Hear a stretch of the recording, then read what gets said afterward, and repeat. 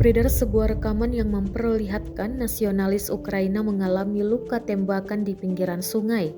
Rekamannya ramai beredar di Telegram pada Kamis, 29 September 2022. Dalam keterangan unggahan disebutkan, nasionalis Ukraina terkena serangan Rusia ketika mencoba untuk menyeberangi sungai. Tampak sejumlah pasukan Zelensky terluka dan segera dibantu rekannya.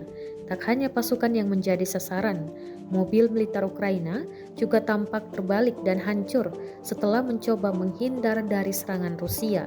Tidak diketahui lokasi sungai tersebut.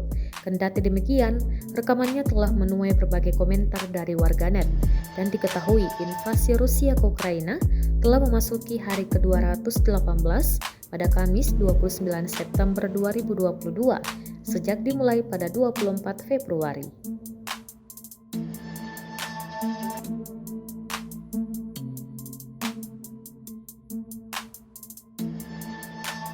Terima kasih sudah nonton. Jangan lupa like, subscribe, dan share ya.